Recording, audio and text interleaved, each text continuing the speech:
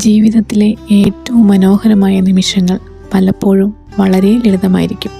ഓരോ ബബിളും ആകാശത്തേക്ക് ഉയരുമ്പോൾ അവളുടെ മുഖത്തെ ചിരിയും സന്തോഷവും കാണുമ്പോൾ മനസ്സ് നിറയുന്നു. കുട്ടികൾക്ക് സന്തോഷിക്കാൻ വലിയ കാരണങ്ങളൊന്നും വേണ്ടെന്നേ.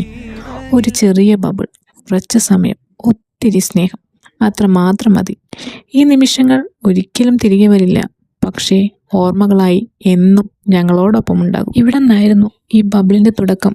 മാമിയെ ഉച്ചമയക്കത്തിന് കിടത്തിയിട്ട് കിട്ടിയ സമയത്തിന് ഇൻസ്റ്റയിൽ റീല് കണ്ടുകൊണ്ടിരുന്നപ്പോൾ അതിൽ ഒരുപാട് പേരുടെ ഇന്ന് ട്രെൻഡിങ്ങിൽ നിൽക്കുന്ന ബബിൾസ് വീഡിയോ കണ്ടു. കുപ്പിയിലൊരു ബോളുണ്ടാക്കി പേനയുടെ ബോഡിയൊക്കെ വെച്ചിട്ട് ഷാമ്പുവും പഞ്ചസാരയും വെള്ളവും കലർത്തിയ ലായനിയിൽ മുക്കി ഊതി ബബിൾ വിടുന്നത് കണ്ടിട്ടില്ലേ? അത് തന്നെ. ഒട്ടും വൈകിയില്ല.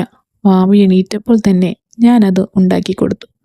വൈകിട്ട് വാമിയുടെ അച്ഛൻ വന്നപ്പോൾ വാമി അവളുടെ കുസൃതിയും ആകാംക്ഷയും നിറഞ്ഞ വാക്കുകളിലൂടെയും ഭാവത്തിലൂടെയും മറ്റും അച്ഛന് പറഞ്ഞ് കാണിച്ചു കൊടുത്തു.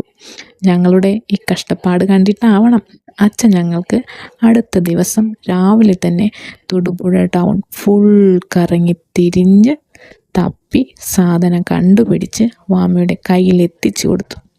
പിന്നെ അതിലായി ഞങ്ങളുടെ കളി. തിരക്കുകൾക്കിടയിൽ ഇങ്ങനെ കുറച്ച് സമയം കുട്ടികളോടൊപ്പം ചിലവഴിക്കുമ്പോൾ ജീവിതത്തിൻ്റെ യഥാർത്ഥ സന്തോഷം എന്താണെന്ന് മനസ്സിലാകും.